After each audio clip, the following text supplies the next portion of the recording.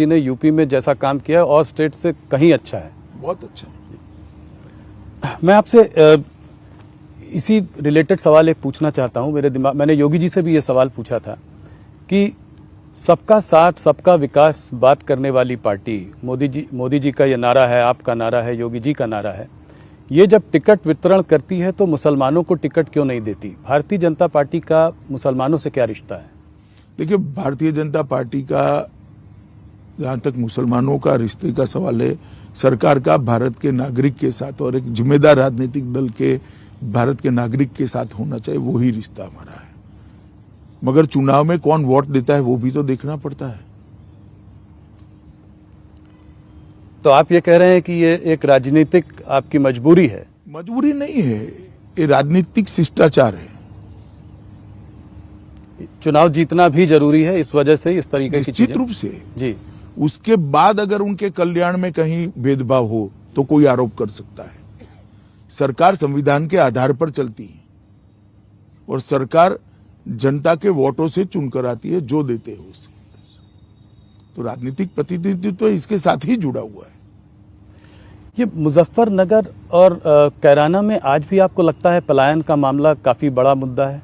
आपको लगता है कि परिस्थितियां बहुत मुद्दा तो आज भी है जी, मगर अब मुद्दा ये है कि जो आए हैं वो शांति से जी रहे हैं और जाना नहीं पड़ रहा है। तो परिस्थितियां बहुत बदली हैं, बदली है परिस्थितियां। देखिए, सबसे बड़ी उपलब्धि भारतीय जनता पार्टी की, योगी सरकार की उपलब्धि ये है कि उत्तर प्रदेश में राजनीति का अपराधीकरण हो गया था और एडमिनिस्ट्रेशन का राजनीतिकरण हुआ था। भारतीय जनता पार्टी की सरकार आने के बाद, योगी आदित्यनाथ के मुख्यमंत्री बनने के बाद, आज ना राजनीति का अपराधीकरण भी है, अपराधीकरण नहीं है जी, और ना एडमिनिस्ट्रेशन का राजनीतिकरण है। ये दोनों चीजों को, जो नासूर थे लोकतंत्र के लिए, लोक कल्याण के लिए, ये दोनों चीजों को हम रिमूव करने में हम सफल हुए हैं। मोदी जी के राष्ट्रीय स्तर पर उद्भव के बाद परिवारवादी, जातिवादी और तुष्टीकरणवादी राजनीति समाप्त हो गई है और उसकी जगह पॉलिटिक्स ऑफ परफॉर्मेंस ने ली। जो परफॉर्म करेगा जनता उसको चुनकर लाएगी। मैं आपको बताता हूं, उत्तर प्रदेश में 15 साल के सपा बसपा के शासन के बाद उत्तर प्रदेश की व्यवस्था 8वें 9वें नंबर पर अर्थव्यवस्था देश में थी। 22 करोड़ का सूबा है, सबसे ज्यादा भूमि है, सबसे ज्यादा आबादी है, मगर अर्थव्यवस्था 8वें 9वें नंबर पर थी। 22 करोड़ लोगों का खाना पीना रहन सहन भी गिन लो तो अर्थव्यवस्था 1 नंबर पर होनी थी, मगर नहीं थी।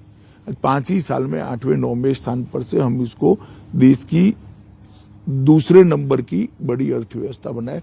मुझे विश्वास है 2 साल के अंदर ही फिर से भारतीय जनता पार्टी की सरकार बनने के बाद इसको हम 1 नंबर पर ले जाएंगे। ये बहुत बड़ी उपलब्धि है। प्रदेश का जीडीपी 10,90,000 करोड़ था, आज प्रदेश का जीडीपी 21,31,000 करोड़।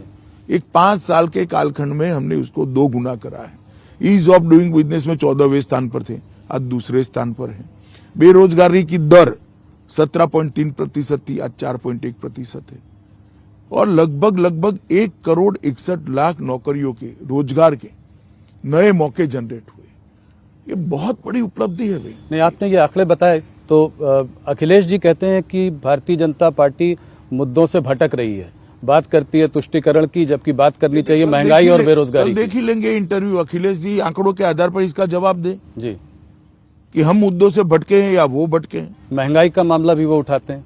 महंगाई का मामला, देखिए, कोविड के बाद जो परिस्थिति हुई है, इसमें विश्व भर के अंदर महंगाई है, कुछ मात्रा में यहां पर भी है, परंतु मोदी जी ने इसको बहुत नियंत्रित करने में सफलता प्राप्त करी और एक टेम्पररी फेज है। मोदी सरकार के 7.5 साल का कालखंड देख लीजिए, 6 साल तक महंगाई को हमने नियंत्रित कर रखा है। कोविड के आने के बाद वैश्विक स्थिति जो हुई है विश्व के बाजारों की, आज कोई भी चीज विश्व से आती है वो इतनी महंगी होकर आती है, इसका रिफ्लेक्शन यहां पड़ता ही है, परंतु ये टेम्पररी फेज है। एक और मुद्दा जो इस चुनाव में कर्नाटका से होते हुए हमारे पास आ गया है वो है हिजाब का मुद्दा। क्या आप मानते हैं कि मुसलमान लड़कियों के लिए ये हिजाब का मुद्दा जायज़ मुद्दा है? क्या रिलीजियस राइट्स जो हैं वो इंस्टीट्यूशंस में, मतलब स्कूल्स में, इंस्टीट्यूशंस में इनका एक प्राथमिकता होनी चाहिए, वो ओवरराइड कर सकती हैं? देखिए, मेरा व्यक्तिगत मानना है जी कि स्कूल के ड्रेस कोड को सभी धर्म के लोगों ने अपनाना चाहिए, और मामला अब कोर्ट में है। कोर्ट ने अभी स्टे दिया है, कोर्ट सुनवाई कर रही है। अदालत का जो फैसला है वो सबने मानना चाहिए। देश को अल्टीमेटली संविधान के आधार पर चलाना चाहते हैं या विम्स के आधार पर चलाना, वो तय करना पड़ेगा। मेरी व्यक्तिगत मान्यता तब तक ही रहती है जब अदालत फैसला नहीं करती। एक बार अदालत फैसला करती है तो फिर मुझे भी इसको स्वीकार करना चाहिए, सबने इसको स्वीकार। परंतु मैं व्यक्तिगत रूप से मानता हूं कि स्कूल के ड्रेस कोड और स्कूल के यूनिफॉर्म के हिसाब से ही सभी बच्चों ने वहां उसको धर्म से ऊपर रखना चाहिए। मगर एक चीज और है कि आपको क्या इसमें कोई साजिश दिखाई देती है? कैंपस फ्रंट ऑफ इंडिया के लोग इस पे सक्रिय हैं, कोई ढेर सारे लोग सक्रिय हैं, मगर मैं इतना बताता हूं जी कि इनकी मंशा सफल नहीं होगी। कोर्ट का जजमेंट आने के बाद देश की जनता इसको स्वीकार करेगी। थोड़ी सी बात यूपी की राजनीति की और करना चाहूंगा। आपने जब शुरुआत की कैंपेन में यूपी के पहले 3 चरणों के पहले जब आप मैदान में आए तो आपने जयंत चौधरी की तरफ जो है बहुत डोरे डाले, दाने डाले और कहा कि वो आदमी तो अच्छे हैं मगर गलत पार्टी में है, गलत गठबंधन में है। क्या आज भी आप ये बात कहेंगे? आपके पास कोई रिकॉर्डिंग है इसकी? अच्छा, मैंने तो ये, आपने ये नहीं कहा तो आपने क्या कहा फिर? मैंने ऐसा भी नहीं कहा, मैंने नहीं कहा जी। हवा में से बातें मीडिया ने नहीं उठानी चाहिए। इतना ही। अब जब पैक हो गया चुनाव, भारतीय जनता पार्टी पूर्ण बहुमत से जीतने जा रही है, मैंने इतना ही कहा था, वो गलत जगह पे चलेगी। गलत जगह। Post poll alliance